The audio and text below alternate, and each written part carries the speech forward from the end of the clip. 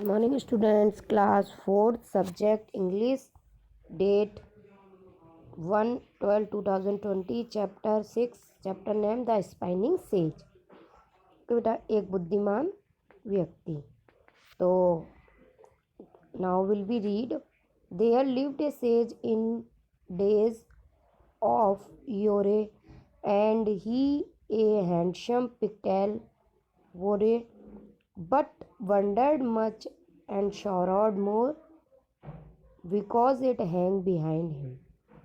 मतलब एक बार एक विद्वान व्यक्ति रहता था, उसके एक लंबी चोटी थी, पिगटेल, लंबी चोटी यानी कि बालों को 2-3 लट लेकर बालों को लंबे गूंथना या फिर चोटी को सजाना, इस तरीके से उसकी एक लंबी चोटी थी।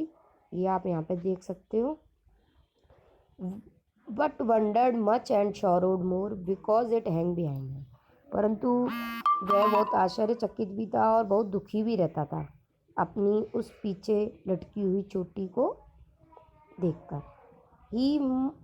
ही mused upon his curious case and sure he did change the pigtail place and have it hanging at his face, not dangling there behind him।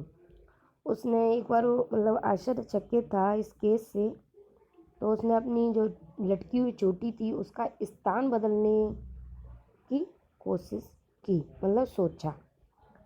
उसने सोचा कि इस चोटी को पीछे लटकने के बजाय मैं अपने फेस के सामने रख लूं, जिससे ये चोटी क्या होगी, पीछे नहीं लटकेगी।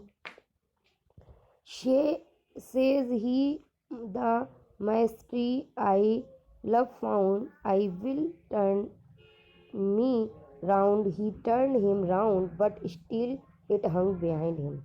उसने कहा कि मतलब मिस्ट्री मीन्स मतलब मैं कैसे इस काम को पाऊँ, मतलब इस चोटी को कैसे आगे कर पाऊँ। तो मैं जैसे ही मैं घूमता हूँ तो ये चोटी मेरे साथ घूमती है। जैसे ही वो राउंड में घूमता था तो चोटी क्या होती थी, पीछे से आगे आ जाती थी और आगे से पीछे चली जाती थी। But still it hang behind, परंतु वो चोटी पीछे ही लटकती थी। तो वो उस चीज़ को लेकर बहुत परेशान था। तो उसने क्या सोचा, अपनी चोटी को आगे कैसे लेकर आऊँ। तो आज मैं आपको ये पोएम इतनी ही पढ़ाऊँगी, कल मैं आपको आगे की पोएम और पढ़ाऊँगी। ओके बेटा, थैंक्स। ये आपको पढ़नी है और लर्न भी करनी है साथ में। पोएम 8 लाइन की आपके एग्ज़ाम में भी आएगी। ओके।